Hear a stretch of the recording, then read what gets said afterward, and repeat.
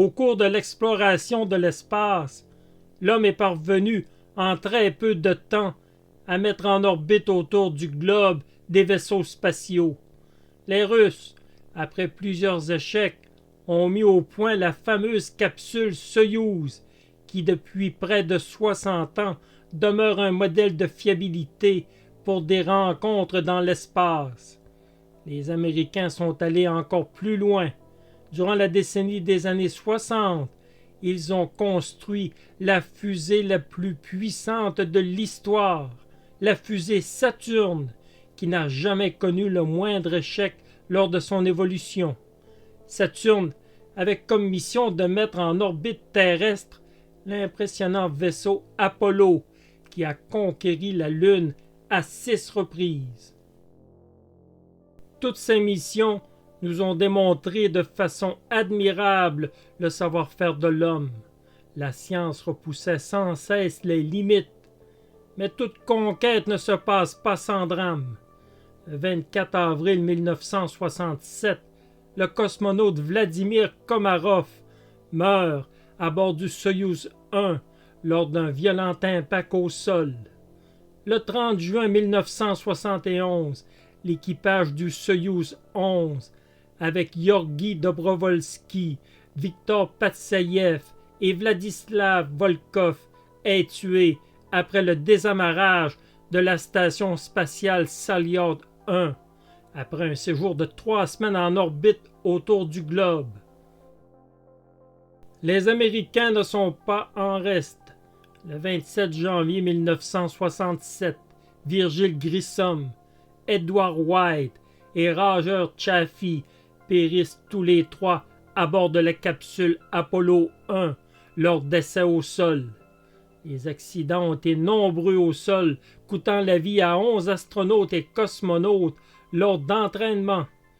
Un nombre innombrable d'incidents techniques ont failli tourner au drame, mais fort heureusement, les gens impliqués sont parvenus à s'en sortir. La technologie, toujours en évolution, nous a amené ce que les Américains considéraient comme l'un de leurs plus grands accomplissements, la navette spatiale, qui pouvait accueillir dans le confort un équipage de 10 personnes. La navette était à la fine pointe de la technologie. Elle pouvait revenir sur Terre à la manière d'un planeur et pouvait être réutilisable. Entre 1981 et 2011, les 5 navettes Columbia, Challenger, Discovery, Atlantis et Endeavour ont accompli diverses missions comme la mise en orbite de satellites, des études importantes pour l'humain dans l'espace, un transporteur de vivres et d'équipements pour la station internationale ISS, ainsi que diverses expériences. Mais à l'exemple de la conquête de l'espace et de la Lune, les missions des navettes spatiales ont coûté des vies. 2 navettes ont été détruites en plein vol, coûtant la vie à 14 personnes. Voici l'histoire de 2 drames qui ont marqué l'Amérique tout entière. La perte des navettes Challenger et Columbia.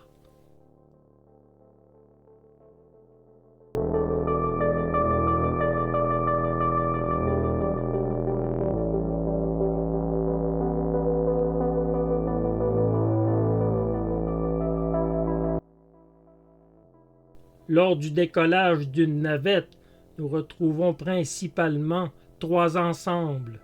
La navette, communément appelée l'orbiteur, un grand réservoir externe et 2 propulseurs qui vont dégager la puissance nécessaire pour propulser la navette en orbite terrestre.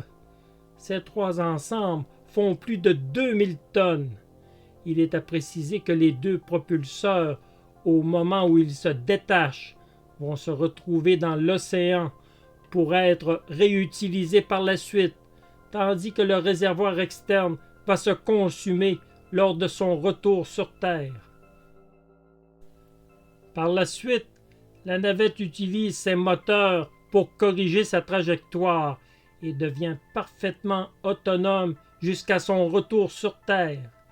Les premières missions des navettes spatiales ont été couronnées de succès. La NASA avait mis au point un véhicule qui, tel un avion, se promenait autour du globe. Toute personne intéressée par l'exploration spatiale ne pouvait qu'être en admiration devant un tel accomplissement. Malheureusement, les événements ultérieurs vont démontrer qu'il y avait certaines faiblesses dans ce projet qui n'avaient pas été prises en compte. Des négligences vont causer des pertes de vie qui auraient pu être évitées. Le 28 janvier 1986, la navette Challenger va être lancée pour sa 11e mission. L'événement est important et l'intérêt des Américains est toujours présent lors du lancement d'une navette spatiale. La présence de la première enseignante, Christa McAuliffe, qui était censée donner des leçons depuis l'espace, avait suscité l'attention des médias. Il y avait donc beaucoup de personnes, malgré un froid glacial, pour observer ce grand moment historique, le décollage de la navette Challenger. Le décollage, selon les apparences, s'est passé de façon tout à fait normale. De façon spectaculaire, Challenger décollait comme une fusée, atteignant une vitesse fulgurante. Puis, 73 secondes après le décollage, une explosion foudroyante désintègre la navette et tout son assemblage. Les 7 occupants sont tous tués. Le programme des navettes spatiales va être à l'arrêt pour une période de 32 mois. Le drame est terrible. Le deuil est national. La grande suprématie de la NASA est mise à mal. Elle doit donner des réponses. Et ce ne sera pas au goût de tous.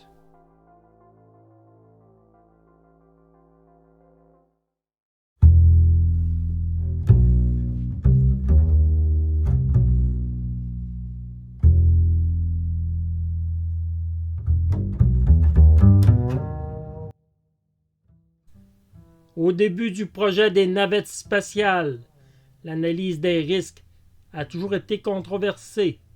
En 1979, on estimait qu'une désintégration de la navette en vol se situait à 1 sur 1000, aussi bien dire que l'on estimait un accident comme impossible. 4 ans plus tard, en 1983, on estimait maintenant le risque à 1 sur 100, ce qui représente presque la perfection. Avec de telles estimations, qui ne voudrait pas se payer un petit voyage dans l'espace? Mais les choses n'étaient pas aussi simples. La première erreur des concepteurs de ce projet résidait en l'idée que la navette pouvait être réutilisable comme un avion. On s'entend que la technologie des avions est parfaitement maîtrisée de nos jours. Mais c'est une toute autre histoire pour une navette spatiale qui demande une préparation énorme avant chaque décollage, où plein de paramètres doivent être pris en compte. En 1983, certains scientifiques relevaient un point fragile dans toute cette technologie, les 2 propulseurs à propergol solide. La date du lancement était prévue le 22 janvier 1986, mais on a décidé par la suite de remettre le départ au 23 janvier, puis au 25 janvier. À partir de ce moment, la mission était mise en danger. Le mois de janvier est extrêmement froid. La température la nuit chutait sous les zéros. Devant une telle température, on reporta encore une fois le départ, cette fois-ci pour le 27 janvier. Le 27 janvier, l'équipe s'installe à bord du Challenger à 7h56. Vers 9h, l'équipage signale qu'une porte est mal fermée. L'équipe au sol travaille sur cette porte pendant 2 heures, avec le résultat que l'heure de lancement est dépassée. Encore une fois, La navette ne peut décoller comme prévu. Le compte à rebours est arrêté à 9h10. À 17h45, il va se passer un événement qui va choquer l'Amérique entière quand elle en aura connaissance. Les ingénieurs de Morton Thiokol demandent à la NASA de ne pas lancer Challenger. Morton Thiokol est responsable de la fabrication des joints toriques qui assurent l'étanchéité sur les deux gros propulseurs. Les joints toriques étaient faits de caoutchouc. Le temps froid durant les nuits de janvier enlevait de la souplesse aux joints pour sceller correctement. Les responsables de Morton Thiokol étaient formels. Aucun lancement quand la température de nuit est inférieure à 11 degrés Celsius. À 23 heures, les discussions ont repris entre les parties. Selon l'ingénieur Roger Boisjoli, la NASA demandait des preuves concernant un éventuel problème avec les joints d'étanchéité. Les ingénieurs de Thiokol n'ont pu le prouver de façon certaine et concrète. La décision a donc été prise de procéder au lancement dès que possible, peu importe la température durant la nuit. Les ingénieurs de Thiokol ont même cédé sous la pression de la NASA en attestant que Challenger pouvait décoller. Le lendemain matin, la température avait chuté sous les zéros durant la nuit. Il y avait de la glace sur les propulseurs. Il y a également des problèmes pour le remplissage en carburant. Malgré tout, le compte à rebours se poursuivait. À 7 heures, la température froide et la glace sont un sujet de discussion continuelle. Mais on continue. Il est prévu que Challenger va décoller. Pendant ce temps, l'équipage se prépare et prend son petit déjeuner à 6h18. Jamais on ne leur a fait mention des problèmes rencontrés et des objections de la compagnie Morton Thiokol. À 8h36, l'équipage est enfin installé à bord de Challenger. La glace cause un autre retard. Une autre inspection se termine à 11h15. Tout indique qu'enfin la navette sera lancée. À 11h38, dans un bruit assourdissant, Challenger décolle et atteint une vitesse folle. La montée se passe très bien. Mais 73 secondes après le décollage, c'est la catastrophe. Les gens au sol assistent à une puissante explosion. On voit des morceaux éparpillés dans le ciel qui se dirigent dans tous les sens. Des personnages qui ont assisté au décollage ont affirmé avoir aperçu un éclair et des nuages enflammés lors de la mise à feu des propulseurs. Ils se sont demandé si tout se passait bien. Gary Barton, qui filmait pour la NASA, était de cet avis. Il croyait dès le décollage que les choses avaient mal tourné et que Challenger était en danger.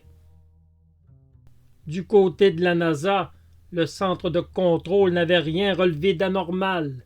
Le décollage et la montée se passaient de façon tout à fait normale. Puis, le signal s'est coupé soudainement après 73 secondes. Le centre de contrôle n'était aucunement en mesure de préciser ce qui n'avait pas fonctionné. Et pourtant, la réponse n'a pas tardé à venir.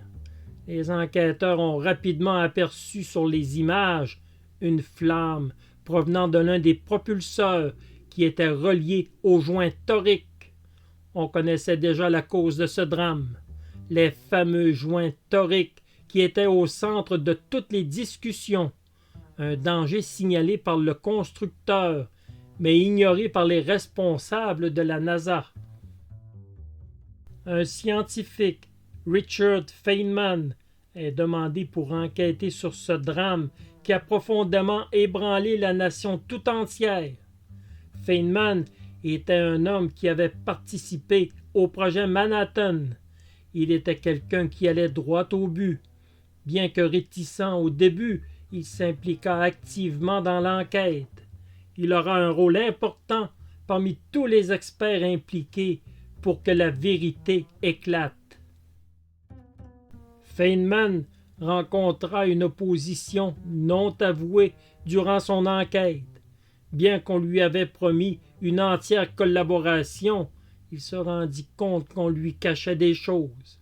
On l'empêcha de s'entretenir directement avec les ingénieurs en l'empêchant d'avoir accès à leurs locaux. Feynman va par la suite témoigner lors de la commission Rogers. Feynman démontra de façon nette et précise les problèmes rencontrés avec les joints toriques qui avaient des fuites lorsque des températures basses étaient enregistrées. Le directeur de Morton Thiokol est venu par la suite terminer le travail en répétant une phrase qui ne laissait aucune place à l'interprétation. « Monsieur le Président, nous avons recommandé de ne pas lancer la navette. » En avril, la NASA avait terminé de récupérer en grande partie les restes éparpillés de la navette. Les corps des 7 astronautes avaient aussi été récupérés. Il a été spécifié que les restes des astronautes ne pouvaient pas être reconnus comme humains, tant le choc avait été terrible. La navette Challenger a explosé en plein vol, fauchant la vie de 7 personnes. Une explosion qui aurait pu être évitée. Mais des gens, au mépris d'avertissements sérieux, ont choisi malgré tout de procéder au décollage. La commission Rogers a fait 9 recommandations qui devaient être suivies avant de reprendre le programme. Elle accusait un processus de décision défaillant qui avait causé ce drame. Les avertissements avaient été ignorés, ce qui indiquait que la NASA était gérée de façon lamentable. La commission exigea également des modifications sur 40 systèmes qui souffraient tous de défaillance.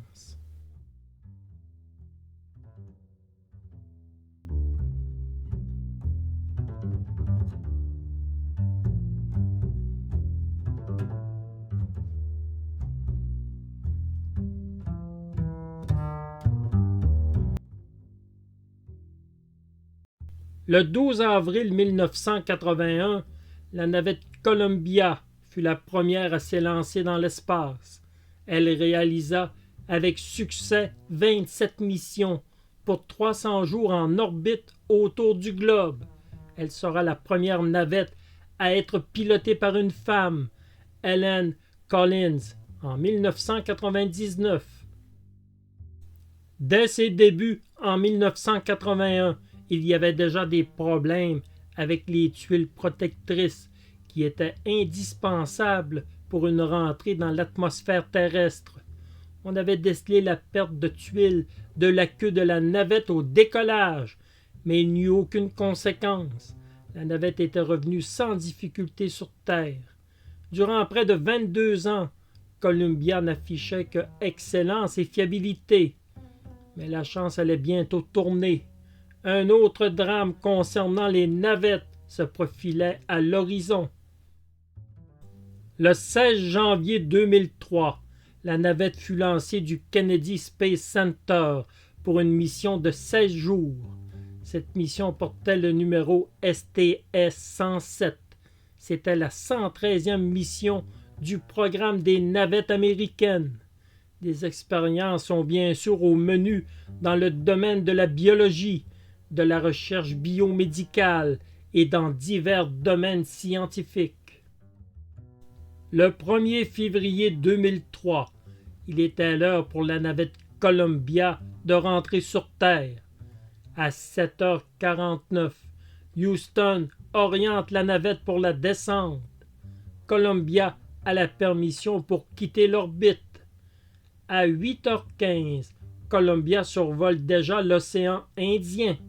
La descente est commencée et tout se déroule bien. Le pilotage automatique fait les manœuvres nécessaires pour une descente propre et sécuritaire.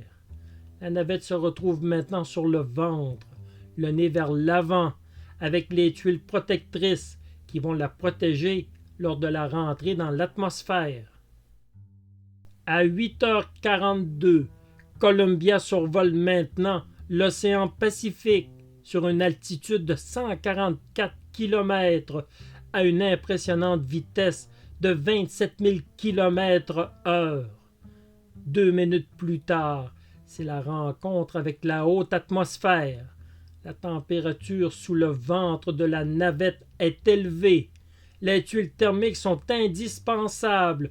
Elles doivent absorber toute cette chaleur. À 8h49, Columbia effectue des virages pour ralentir sa vitesse. À 8h53, la température monte dans l'aile gauche. 5 minutes plus tard, elle a augmenté de 15 degrés Celsius, toujours au-dessus de l'aile gauche. Les occupants de la navette sont de bonne humeur. Ils n'ont aucune conscience du danger. Ils regardent même par les hublots leur descente. À 8h55, la navette survole les États-Unis, le Nevada, puis l'Arizona. Leur arrivée est pour bientôt. La navette est sous pilotage automatique. Elle est maintenant au-dessus du Nouveau-Mexique. Elle continue les virages pour amortir sa descente. Houston ne reçoit plus les mesures de température pour l'aile gauche. Il est certain qu'un grave problème est sur le point de survenir. À 8h58, la navette part en roulis vers la gauche. Le pilotage automatique tente de compenser. À 8h59, 2 petites fusées de contrôle directionnel sont allumées pour compenser. À 9h, le contact radio est perdu, ainsi que le suivi radar. La navette vient de se désintégrer au-dessus du Texas, 16 minutes avant son atterrissage. 17 ans après Challenger, l'impensable vient de se produire. Une navette spatiale est détruite lors de sa rentrée terrestre et 7 autres personnes perdent la vie. Les gens au sol aperçoivent une énorme boule de feu avec une traînée blanche.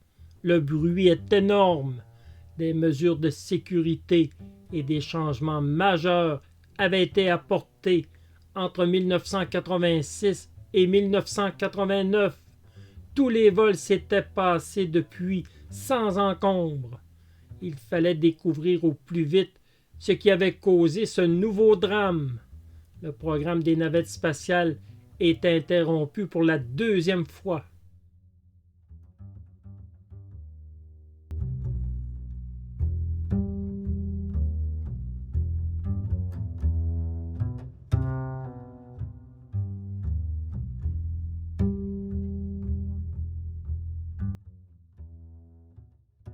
Dès le début de l'enquête, les tuiles protectrices sont suspectées. La température anormalement élevée dans l'aile gauche donnait un indice que les tuiles n'avaient peut-être pas fait leur travail. L'ancienneté de la navette ne pouvait être mise en cause. Son bouclier thermique était inspecté et réparé après chaque mission. Il semble donc qu'il était dans un état parfait lors du décollage. Dans l'éventualité où le bouclier serait impliqué, il fallait maintenant tenter de découvrir ce qui aurait bien pu causer sa défaillance.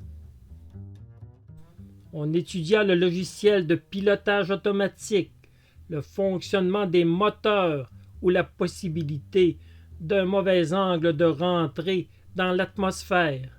Toutes ces pistes n'ont révélé rien de concluant. La piste privilégiée demeurait le bouclier thermique que la NASA semblait juger plus ou moins important. Il semble que nous étions une fois de plus face à un aveuglement volontaire. La commission Gaiman a fait une longue enquête sur les circonstances de ce drame. Scott Hubbard fait une déclaration massue lors des conclusions de cette commission. Il affirme: la navette était perdue 1 minute après le décollage. Avec des tests à l'appui, cette affirmation ne laissait plus aucun doute. De la mousse isolante s'était détachée du réservoir de propergol. Les débris ont percuté l'aile gauche et endommagé le bouclier thermique de façon irrémédiable. Comme une réparation en orbite était impossible, Columbia était condamnée dès son départ. L'enquête a révélé que les ingénieurs de la NASA avaient suspecté un bris possible lors du décollage, mais on a choisi de ne pas aller plus loin dans cette théorie. De toute façon, les réparations ne pouvaient être faites. Il valait mieux tenter une rentrée sur Terre et espérer que le bouclier tienne le coup.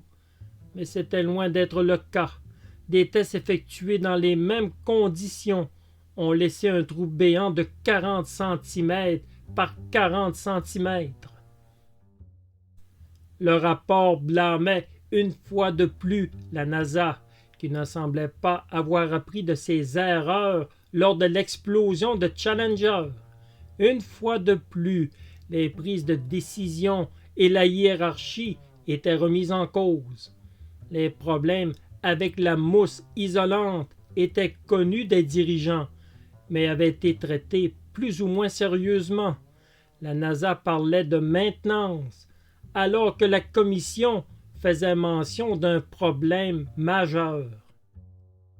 La conclusion finale de la commission est que le choc de la mousse isolante sur l'aile gauche de Columbia a créé une importante brèche, ce qui condamnait inexorablement l'équipage de la navette qui n'avait aucune chance d'atterrir sur la terre ferme.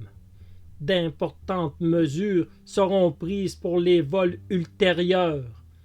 À partir de la station internationale, le bouclier sera soigneusement inspecté avant de repartir vers la Terre. Une deuxième navette était prête pour secourir les astronautes en cas où le bouclier thermique serait endommagé. Le programme des navettes sera en pause pour 2 ans. On doit apporter les correctifs nécessaires avant de reprendre les vols.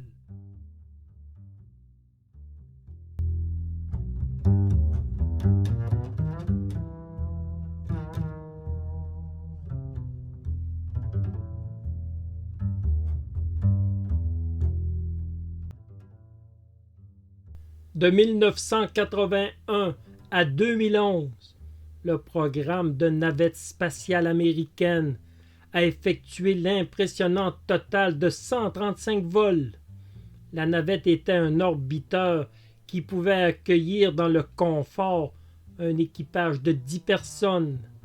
Sa réalisation était à l'époque la plus sophistiquée que la NASA avait réalisée. La navette, contrairement au programme Apollo, pouvait être réutilisable et avait une durée de vie impressionnante. Pendant plus de 30 ans, ce programme ambitieux a permis de réaliser d'importantes études scientifiques, en plus de servir de cargo pour la station internationale et la mise en orbite de satellites. Malheureusement, à la suite de négligence et d'un centre de commandement défaillant, 2 navettes et 14 vies ont été perdues. Il apparaît certain aujourd'hui que les dirigeants de la NASA ont ignoré les recommandations qu'on leur avait faites. Sinon, ce programme aurait été parfait. Malgré ces 2 drames, la navette spatiale américaine demeure l'une des grandes réalisations de la NASA. Des expériences dans divers domaines ont permis des avancées de toutes sortes dans la science et la médecine. Jamais on n'avait vu un engin dans l'espace qui se pilotait comme un avion. Hommage aux 14 disparus qui ont laissé leur vie dans cette grande aventure au service de l'homme.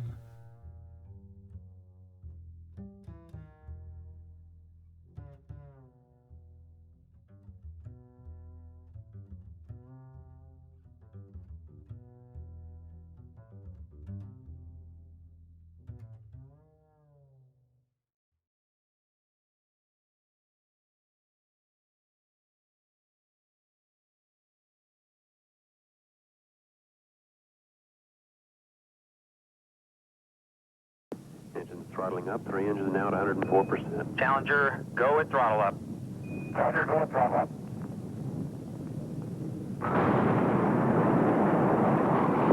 15 seconds. Velocity 2,900 feet per second. Altitude 9 nautical miles. Downrange distance 7 nautical miles.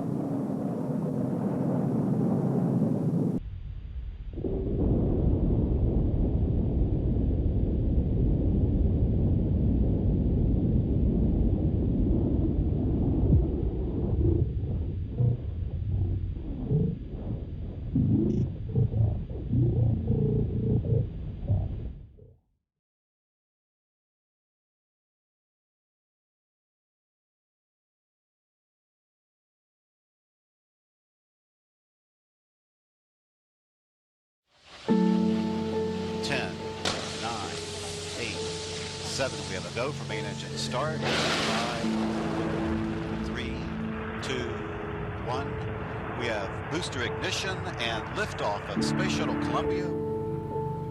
On January 16, 2003, the Space Shuttle Columbia took off on a scientific mission with 7 astronauts almost 16 minutes away from landing in Florida. It never made it. Instead, what our cameras captured was the shuttle. This video from C-SPAN inside Houston's Mission Control when they realized something had gone wrong. FYI, I've just lost 4 separate temperature transducers on the left side of the vehicle. In other words, the heat sensors were going off. Joe Gutheinz is a former NASA investigator with knowledge of the Columbia investigation. First indication that there was a problem, that there was, in fact, overheating occurring. Back inside Mission Control, they repeatedly tried to reach the astronauts. Columbia, Houston, UHF comm check.